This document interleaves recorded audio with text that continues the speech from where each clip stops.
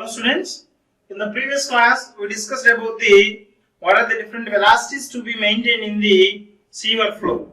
Okay, so that is minimum velocity as well as maximum velocity. Okay, so that is covering velocity, non-covering velocity and no silting velocity. Okay, now in the next stage of this design of sewers, okay, we came to the final concluded topic, right? So that is hydraulic particulars of a circular sewers, right? So even though we are studying only circular, why not egg shaped? Since we know that egg shaped is much suitable for what is called sewer pipe constructions, but since it is having some difficulties, and normally we will use only circular sewers. Okay, that's why we are going to study about circular sewer design here. Okay, the circular section is mostly widely adopted for sewer pipes. Normally, circular sections will be widely adopted, even though egg shaped may have some good hydraulic properties, right? They may, however, sometimes be of egg shaped or horseshoe shape or rectangular. Even though we are having other types, circular will be used most oftenly. Okay, next, the circular sewers may sometimes run full, right? So if you are taking a circular sewer, it may run fully or it may run off, it may run more than off, it may run less than off. We have these four conditions. Okay, the circular sewers may sometimes run full, may run partially full.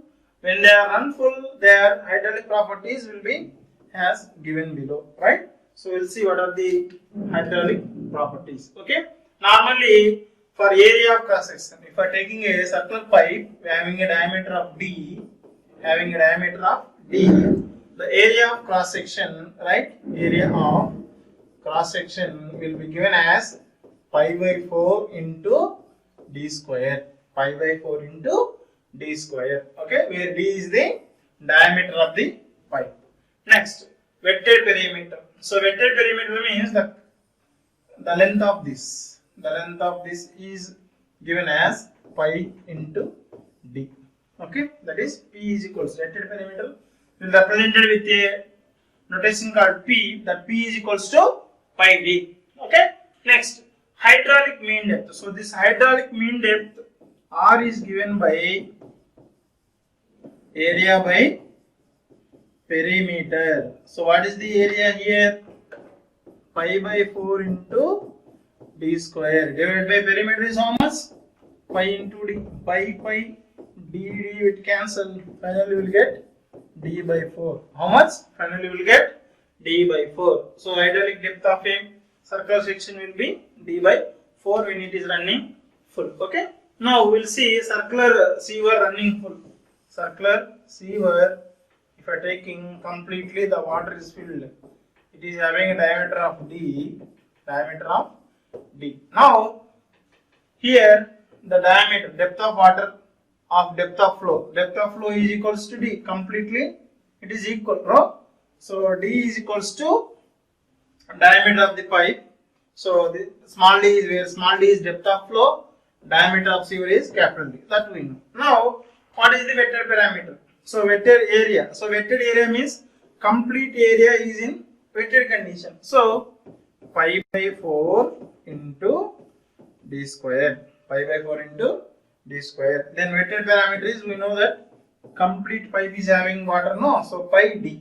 So what is the hydraulic mean is R. R is given by A by P, that is equals to pi by 4 D square divided by pi D. We will get the answer of last time. Pi D square D will cancel. Finally we will get a value of D by 4. Okay. So now for a sewer which is running full, what is the hydraulic mean radius? Here R is equals to D by 4 for the case 1. Okay, we will see the next case, that is case 2. Sewer running half full. That means small d is equals to D by 2. If you are taking a pipe, water is flowing up to this only. If it is a complete capital D, right? So this is the small d. Depth of flow is equals to how much? Depth of flow is equals to half D by 2. Okay, d is equals to d by 2, where d is the depth of flow, capital D is the diameter of the sieve. Okay, now wetted area. So what is the wetted area here? Since it became pi by 4 into d by 2 square. So then what is the value, right? So this is the value. Then wetted parameter is pi into how much? What is this? D by 2. Pi into d by 2, right?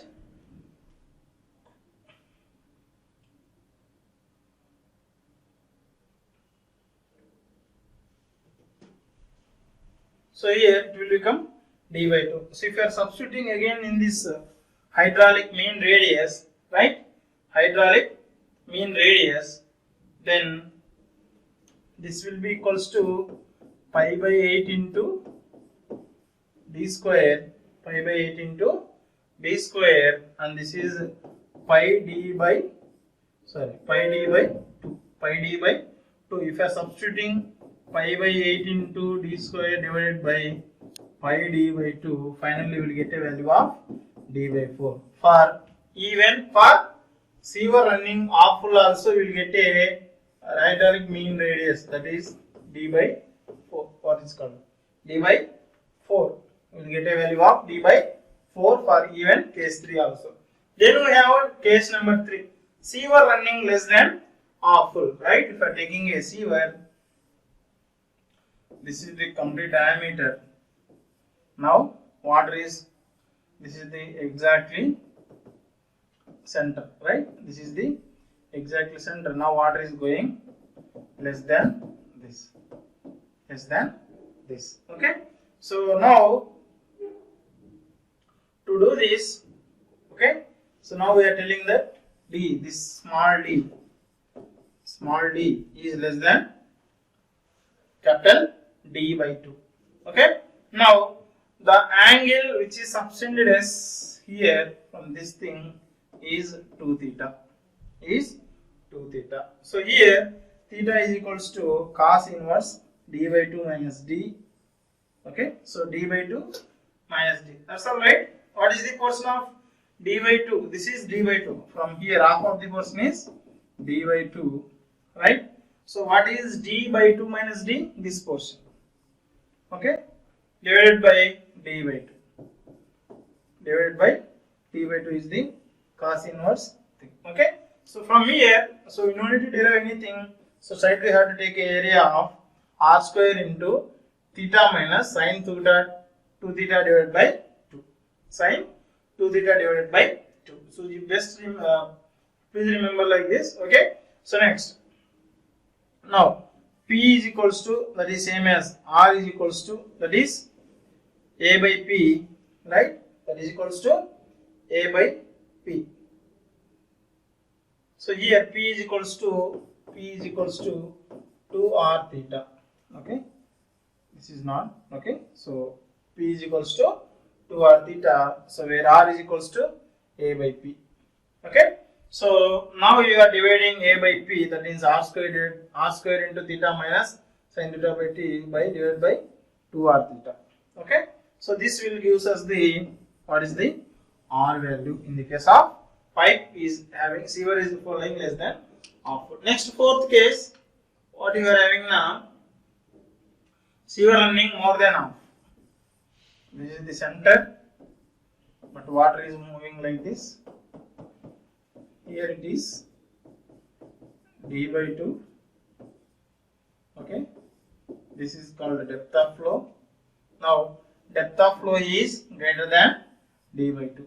Depth of flow is greater than d by 2. Okay, now here we have the theta value is 180 minus alpha. So this will give alpha, where alpha is equal to cos inverse d minus d by 2 into d by 2. So and the area is given by area is equals to r square, right? So area is equals to r square into theta minus sin theta by 2, and P is given by 2r theta. P is given by 2r theta. So now we are going for r is equals to a by p, area by perimeter, r square theta minus sin theta divided by 2 divided by 2r theta will gives us the vector perimeter, radius here. Okay. Now next we will observe here sewer running more than half full or less than half full hydraulic flow parameters read from the partial table also. Okay. So instead of doing this much now, so we will use the partial flow diagrams. With help of that we can solve the problems. The pipes which are flowing more than half full or less than half full. Okay. So this is the thing here. Capital small d by capital D, small a by capital A, small r by r, v by v, q by q. Depth, this is depth, this is area, this is hydraulic radius, this is velocity ratio, this is discharge ratio. For different values, we have a different values of r. Okay. So here, where small d, small a, small v, small r, and small q denotes the depth of flow, area, hydraulic radius, velocity of flow, and discharges respectively for partial condition. Right? Partial condition. What is the partial condition? The pipe sewer may flow less than half full or more than half full, and D, R, V, R capital letters are corresponding to the flow conditions. Right? So this is the partial one. Small d is partial, less than or more than half full, and D is the full flow conditions. Okay, like that. Remaining also like that. Okay. Now in actual design, the discharge ratio, that is Q by Q for the pipes, is first known. Okay, first we have to know what is the Q by Q, then velocity of flow, depth of flow at the partial flow condition are required to be calculated. Okay, now first we have to know these values. Based on this Q by Q, remaining values should be calculated. Okay, that is the thing he gave for this table. Now we will see the problem, right? So calculate the discharge of, right, 1.25 meter circular sewer, lay at a slope of 1 in 360 when it is running half full. Assume N Manning's formula as 0.01. Okay, here he is asking us to design the sewer. Okay, so sewer design means what is the Q? Okay, slope we have to know, sizes we have to know, right? So based on this, and velocity we have to calculate, everything we have to do. So that is called design. Okay, now we can see here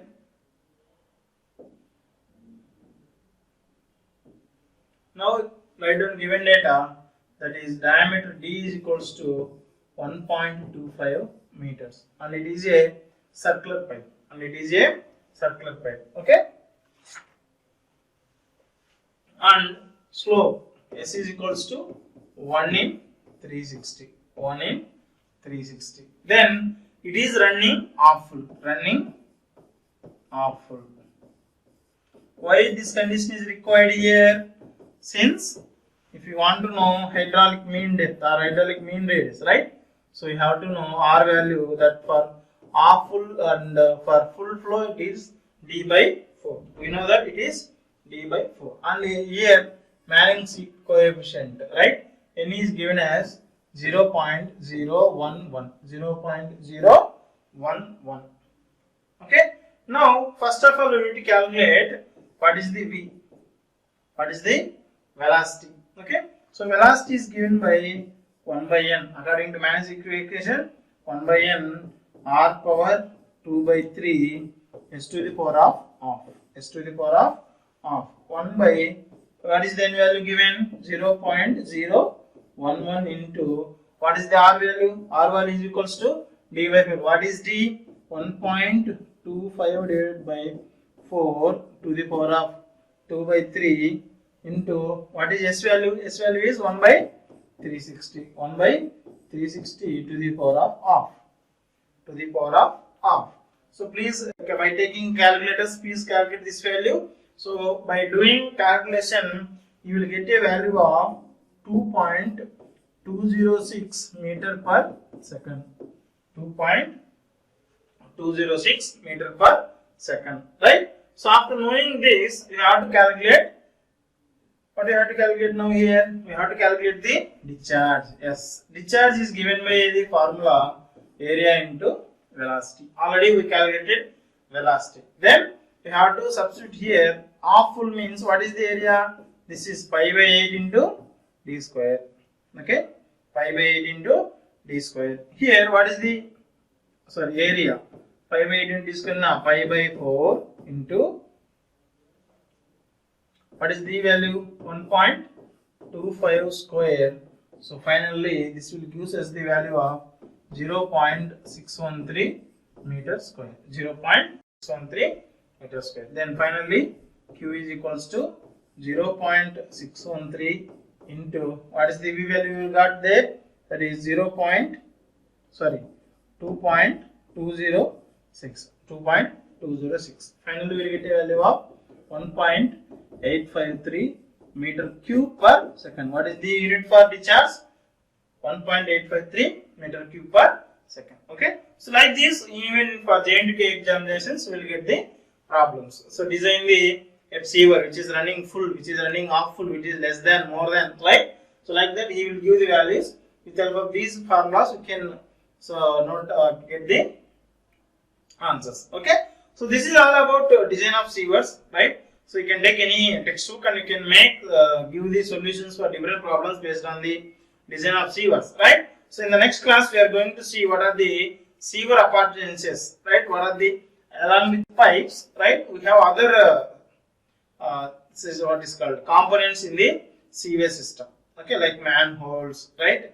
Collection tanks, then like that. So many things we are going to see in the sewer system. So in the next class we are going to see all about. Okay, so that's all for today. Thank you.